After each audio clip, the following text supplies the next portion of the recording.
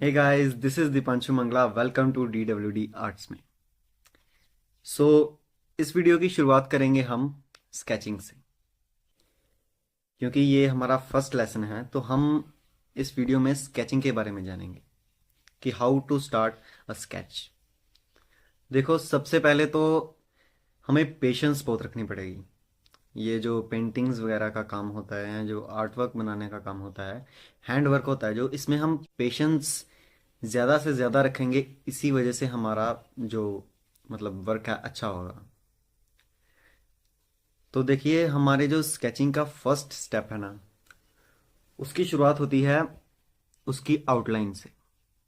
जी हाँ, जितनी आउटलाइन अच्छी होगी उतना ही रिजल्ट हमारा अच्छा आएगा, उतना ही हमारा स्केच एक्यूरेट बनेगा।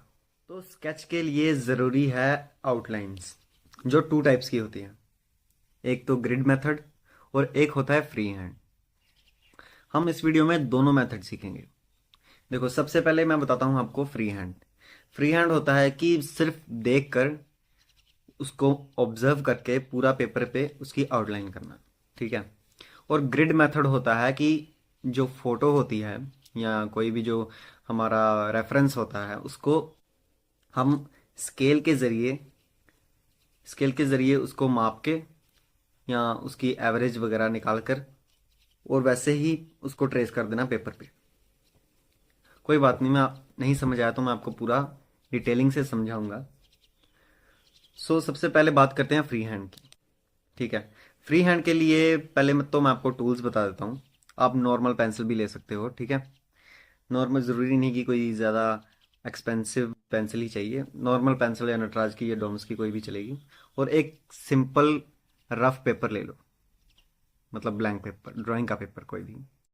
सभी टूल्स लेने के बाद हम स्टार्ट करेंगे आउटलाइन, जिसके लिए मैंने रेफरेंस ली है श्री कृष्ण जी की पेंटिंग।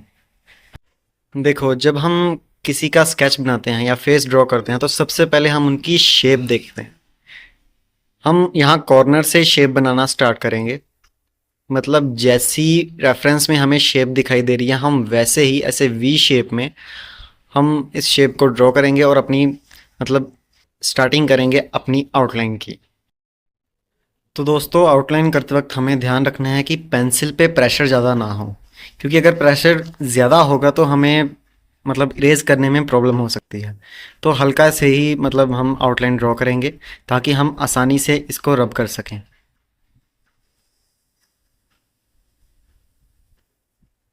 तो हमारी आउटलाइन की शेप बनकर कुछ ऐसी दिखाई देगी। बाकी फिनिशिंग हम साथ में देते रहेंगे। दोस्तों, अब ड्रॉ करेंगे हम इनकी आइज़। जितना गैप हमें इनकी आइज़ में दिखाई दे रहा है या लिप्स या नोज़ में दिखाई दे रहा है, हम उतना ही अपने आउटलाइन पे अप्लाई करेंगे। तो चलिए, सबसे पहले इनकी आईब्रो ड्रॉ करते हैं। आईब्रो बनाने के लिए भी हमें सेम प्रेशर यूज़ करना पड़ेगा। ज़्यादा डार्कनेस नहीं ऐड करनी, हल्का हल्का ही ड्रॉ करेंगे।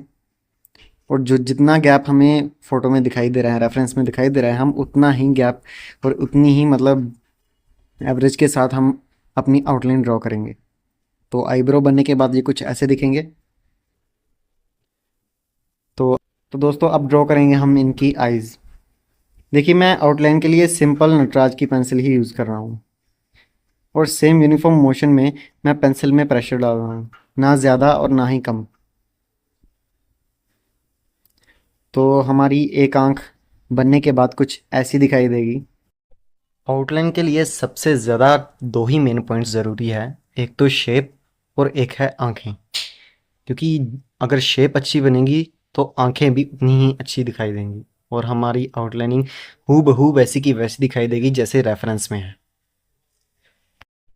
तो दोनों आंखें ड्रॉ होने के बाद कुछ ऐसी दिखाई देंगी। अब बारी है इनके नोज़ की। तो हम नोज़ भी सेम ऐसे ही ड्रॉ करेंगे जैसे हमें प्रेफरेंस में दिखाई दे रहा है। जितना गैप हमें आइज़ और नोज़ के बीच में दिखाई दे रहा है, हम उतना ही यहाँ पे अप्लाई करेंगे। ये डिपेंड करता है आपके स्किल पे, आप कितना पेशेंस रख के उसको ऑब्जर्व कर रहे हो, क्योंकि ये गेम ही सारी ऑब्जर्वेशन की है। जितना आप रेफरेंस को ऑब्जर्व करोगे या किसी फोटो को ऑब्जर्व करोगे, वही आपकी स्किल के द्वारा पेपर पे उतरेगा। तो दोस्तों नोज तो रेडी है बिल्कुल, अब बारी है इनके लिप्स की।